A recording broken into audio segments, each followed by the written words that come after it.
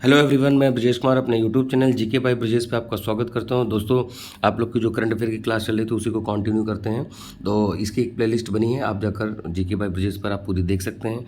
जो आपके आने वाले एग्जाम पीसीएस आरओ देखिए, पीसीएस की डेट आपकी 27 अक्टूबर हो गई है और आरओ की आपकी 22 दिसंबर हो गई। तो वो एग्ज़ाम के लिए हमें डेली पढ़ना पड़ेगा और हम लोग इसको लगातार करेंगे।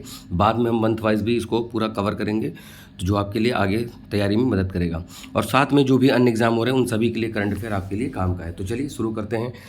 पहला क्वेश्चन है, ब्लूमबर्ग बिलियनियर्स इंडेक्स के अनुसार मुकेश अंबानी और गौतम अडानी को दुनिया के अमीर व्यक्तियों की सूची में कौन सा स्थान प्राप्त हुआ है? तो यहाँ पर पूछा जा रहा है दोनों लोग का, मुकेश अंबानी और गौतम अडानी। दुनिया में पूछा गया, वो भी ब्लूमबर्ग बिलियनियर्स रिपोर्ट के अनुसार, तो 12वें और 14वें नंबर पर। तो रिलायंस इंडस्ट्री के जो मालिक हैं मुकेश अंबानी, ये हैं 12वें नंबर पे, और ये क्या है, गौतम अडानी 14वें नंबर पे हैं। तो ये याद रखिएगा, दुनिया के 15 अमीर लोगों में इनको शामिल किया गया है। अब ये संपत्ति आप चाहे तो उसको याद कर सकते हैं, नहीं तो नहीं भी याद कर सकते हैं, ठीक है। तो ये इंपॉर्टेंट है। लेकिन अभी क्या है कि हाल ही में रिपोर्ट आई है और गौतम अडानी एशिया के सबसे अमीर व्यक्ति नहीं रहे। तो ये भी एक इम्पॉर्टेंट पॉइंट यहाँ पर है। अलग अलग रिपोर्ट निकलती हैं। विश्व बैंक के साथ किसने मिलकर साझा समृद्धि के लिए जल शीर्षक नाम की एक रिपोर्ट जारी करी है? भारत, इंडोनेशिया, जापान या जर्मनी? तो यहाँ पर पूछा गया वर्ल्ड बैंक। अब देखिए, वर्ल्ड बैंक जब भी कोई काम करेगा तो इम्पॉर्टेंट रहेगा। अब इसमें कंट्री कौन इंक्लूड है भाई? इंडोनेशिया इंक्लूड है। तो इंडोनेशिया देखिए सबसे लंबा आर्क्योपिलागो भी है, अगर हम बात करें इसको और भी चीज़ों से, यानी ग्रुप ऑफ आइलैंड भी कह सकते हो उसको। सबसे लंबा आर्क्योपिलागो सुमात्रा, जावा, बाली, लोम्बोक, सुलावेसी, बहुत सारे यहाँ पर आइलैंड मिलते हैं लगातार देखने को। विश्व बैंक को और इंडोनेशिया की सरकार ने हाल ही में साझा समृद्धि के लिए जल शीर्षक से एक वैश्विक रिपोर्ट यहाँ पर जारी करी है, और ये बाली में आयोजित हुई थी। ये भी पूछा जा सकता है कहाँ आयोजित की गई थी? बाली। तो इंडोनेशिया में एक शहर है बाली। अगला है, इंडियन ऑयल कॉरपोरेशन ने किसे भारत का पहला XP100 ईंधन को निर्यात किया है? द हुम has India oil corporation India's first XP fuel? Bangladesh, Japan, Sri Lanka या फिर फ्रांस? तो इंडियन ऑयल कॉरपोरेशन ने, श्रीलंका की बात हो रही है, श्रीलंका को यहाँ पर निर्यात किया, मतलब उनके देश को भेजा गया है। उच्च स्तरीय वाहनों के लिए डिजाइन किया गया है, और यहाँ पर ये क्या है, XP100 नाम से, या 100 ऑक्टेन। ऑक्टेन देखिए पेट्रोल की क्वालिटी बताता है, ऑक्टेन नंबर आपसे पूछा जाएगा। तो ये क्या है, पेट्रोल का क्वालिटी बताता है। तो देखिए जो ऐसे हैं लग्जरी वाहनों में प्रयोग होता है, ऐसे 6 देश उपलब्ध हैं: अमेरिका, जर्मनी, ग्रीस, इंडोनेशिया, बाली और इजराइल। अगला है, लुइस ओबिनाडर को हाल ही में किस देश के नए राष्ट्रपति के रूप में चुना गया? तो देखिए अपॉइंटमेंट से प्रश्न पूछे जाते हैं। तो यहाँ लुइस ओबिनाडर जो है फिनलैंड, डोमिनिकन रिपब्लिक, स्विट्जरलैंड या फिर मैक्सिको? तो यहाँ पर है डोमिनिकन रिपब्लिक को, रिपब्लिकन में यहाँ पर किया गया। ये कहाँ पड़ता है भाई? नॉर्थ और साउथ अमेरिका के बीच में, जहाँ पर कैरेबियन सी है, Jamaica, Haiti, Cuba, Bahamas, Bermuda, वहाँ पर है। तो वहीं पर इनको क्या किया गया है, राष्ट्रपति नियुक्त किया गया है। अगला है, किस दिन अंतर्राष्ट्रीय चाय दिवस? ठीक है, तो यहाँ पर 20, 21, 22, 23, तो यहाँ पर देख लीजिए क्या है, 21 मई यहाँ पर है आंसर, ठीक है।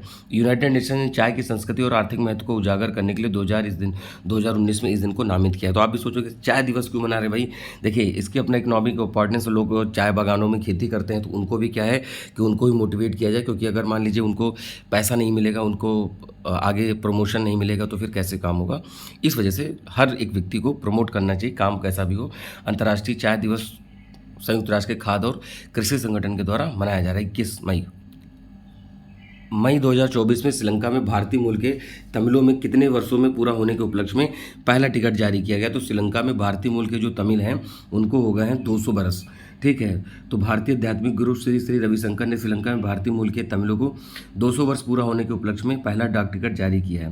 तो ये याद रखिएगा, श्रीलंका के पूरी प्रांत के गवर्नर जो हैं सेंथिल थोंडमन ने श्री श्री रविशंकर को डाक टिकट यहाँ पर भेंट किया है। तो ये याद रखिएगा। चलिए अगले प्रश्न पर आते हैं।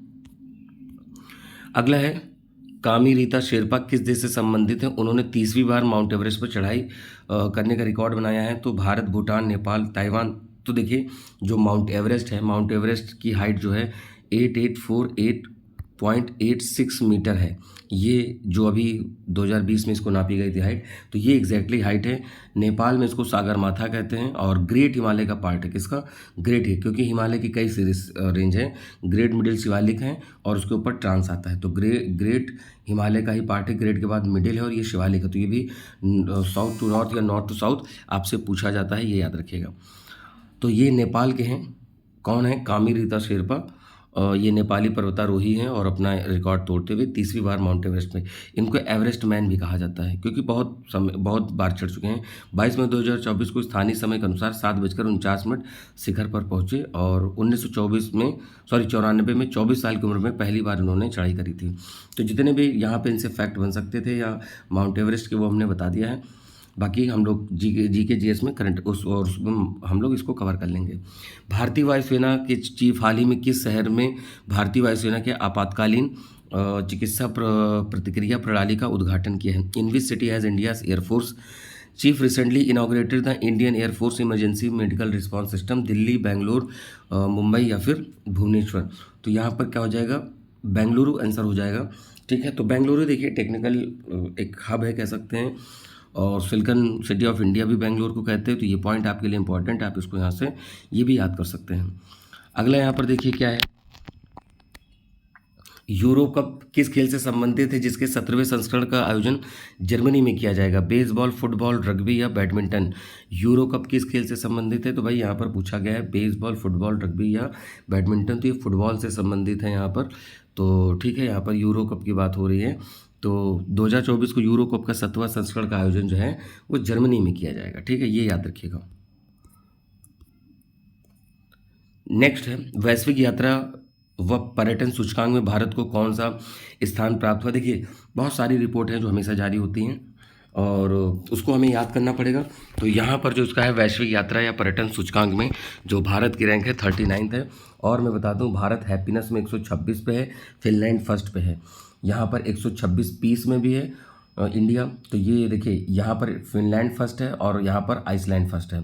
फिर उसके बाद आता है ग्लोबल जेंडर गैप में हम लोग 127 पे आते हैं, 111 में हम लोग हंगर में आते हैं। ठीक है, 159 में मीडिया रिपोर्ट है और आप कह सकते हो कि जो 159 ये होगा। 93 करप्शन परसेप्शन में हम लोग आ गए। तो ये कुछ रिपोर्टें हैं जो हम लोग को बहुत ही अच्छे से याद रखनी है और आगे इससे पूछे जाएंगे प्रश्न। ठीक है, तो लेकिन ये भी बात है, ये मैं जो इसको पढ़ा रहा हूँ ये आपको जून के मंथ में पढ़ रहा हूँ। हो सकता है कोई बाद में से देखे तो तब अपडेट करने की आवश्यकता रहेगी। फिलहाल अभी 3-4 महीने 5 महीने कहीं इसमें कोई रिपोर्ट में चेंजेस होने वाले नहीं है। कोई नई रिपोर्ट आएगी तो मैं उसको आगे फिर बताता रहूँगा करंट अफेयर के माध्यम से, उसमें आपको चिंता नहीं करनी है। किस देश ने हाल ही में फ़िलिस्तीन को एक देश के रूप में मान्यता नहीं दी है? तो फ़िलिस्तीन इजराइल का आप जानते हैं कितना मैटर चलता है। और फ़िलिस्तीन की गाज़ा पट्टी में वहाँ पर एक प्लेस है रफ़ा। ठीक है, तो अभी ये बहुत चर्चा में आया क्योंकि इजराइल ने यहाँ पर रिफ्यूजी रहते हैं, RAFAH। तो यहाँ पर रिफ्यूजी रहते थे या शरणार्थी जिनको बोलते हैं, तो उन पर इन्होंने अटैक किया इजराइल वालों ने। तो काफ़ी विश्व में निंदा हुई। तो ऑल आइज़ ऑन रफ़ा करके लोगों ने पोस्ट किए, तमाम तरह के स्टेटस डाले। तो ये चर्चा में है, तो आपसे ये भी पूछा जा सकता है। फिलहाल क्वेश्चन पे आते हैं। तो फ़िलिस्तीन को मान्यता किसने नहीं दी है? अमेरिका। देखिए अमेरिका और इजराइल ये दोनों एक दूसरे के दोस्त बने घूमते हैं, तो फिर इजराइल को मान्यता वो नहीं देते हैं। तो आयरलैंड, नॉर्वे, स्पेन ने फ़िलिस्तीन को मान्यता दी थी, अमेरिका ने नहीं दी थी, ये याद रखिएगा। अगला है 22 मई को राजा राम मोहन राय की कौन सी जयंती मनाई गई? भाई राजा राम मोहन राय, तो यहाँ पर देखिए भाई 252वीं जयंती मनाई गई है। समाज सुधारक राजा मोहन राय को 22 मई को 252वीं जयंती मनाई गई है। आधुनिक भारत के जनक और बंगाल पुनर्जागरण के अग्रदूत के रूप में जानते हैं। अकबर दुत्ती ने राजा की उपाधि थी।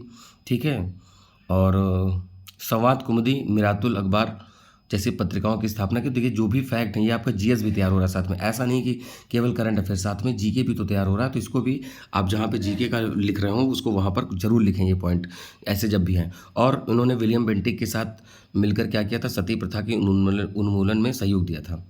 ठीक है, तो विलियम बेंटिक के साथ में इन्होंने काम किया था। सिरबाज खान ने हाल ही में बिना ऑक्सीजन के माउंट एवरेस्ट की चढ़ाई की। ये उपलब्धि हासिल करने वाले किस देश के दूसरे व्यक्ति हो गए? अभी देखिए रीता शेरपा जो है, कामी रीता शेरपा, नॉट कीमा। ठीक है, तो उन्होंने चढ़ा 30वीं बार। अब ऐसे ही सिरबाज खान पाकिस्तान के हैं, इन्होंने क्या किया है कि भाई बिना ऑक्सीजन के दूसरे पाकिस्तानी बने हैं। ठीक है, तो और इससे पहले ये 8000 मीटर से अधिक चोटियों में 11 बार चढ़ चुके हैं। और माउंट एवरेस्ट की हाइट मैंने बताई है। अच्छा यहाँ 2019 में माउंट लोहस से चढ़े थे। मैं बात कर रहा हूँ माउंट एवरेस्ट की, तो 8848.86 है, ये अभी हमने बताया है, वो भी मीटर में है। ये भी आपके लिए इम्पोर्टेंट है। अंतर्राष्ट्रीय जैव विविधता दिवस 22 मई, ठीक है, 22 मई को अंतर्राष्ट्रीय जैव विविधता दिवस। मेरे कई वीडियोस में आप देखोगे अगर कोई दिवस आता है तो मैं उसको पूरा बताता हूँ, आप ज़रूर उसको जाकर देखिए। तो हम लोग आगे बढ़ते हैं। तो यहाँ पर देखिए 22 मई को हर साल मनाया जाता है और यहाँ पर देखिए थीम बहुत इंपॉर्टेंट होती है, योजना का हिस्सा बने, part of the plan, become the part of plan, ऐसा कुछ है इसका। संयुक्त राष्ट्र सभा ने 1992 में रियो पृथ्वी सम्मेलन हुआ था आपका ब्राज़ील 1992 में, ठीक है। और सन 2000 से 22 मई को जैव विविधता के रूप में हम लोग इसको मनाते हैं। विश्व की सबसे ऊंची खगोलीय वेधशाला आटाकामा का उद्घाटन कहाँ किया गया? देखिए आटाकामा पड़ता है चिली में। आटाकामा एक डेजर्ट है, driest desert in the world, ठीक है। तो ये यहाँ पर चिली हो जाएगा आंसर। ये साउथ अमेरिका है, तो साउथ अमेरिका में यहाँ पे चिली जैसा लंबा सा यहाँ पर आपको देश देखने को मिला जिसको है चिली। तो यहाँ पर ये क्या है, टोक्यो विश्वविद्यालय आटाकामा वेधशाला का उद्घाटन किया गया। अब दुनिया की सबसे ऊँची वेधशाला 18,1500 के फीट पे है, ठीक है। अगला है उर्मिलामा बरुआ कांस फिल्म फेस्टिवल में रेड कारपेट पर पहली बार भारतीय पेजेंट डायरेक्टर बनी। इसका आयोजन किस देश में किया गया है?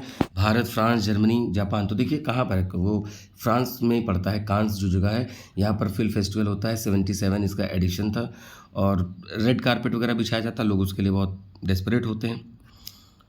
अगला है दूसरे एआई वैश्विक शिखर सम्मेलन के दौरान किस देश में कृत्रिम बुद्धिमत्ता ग्लोबल फोरम को शुरू किया गया है? तो एआई के लिए कृत्रिम बुद्धिमत्ता पर आर्टिफिशियल इंटेलिजेंस जिसको बोलते हैं, भारत, साउथ कोरिया, थाईलैंड और या फिर अमेरिका।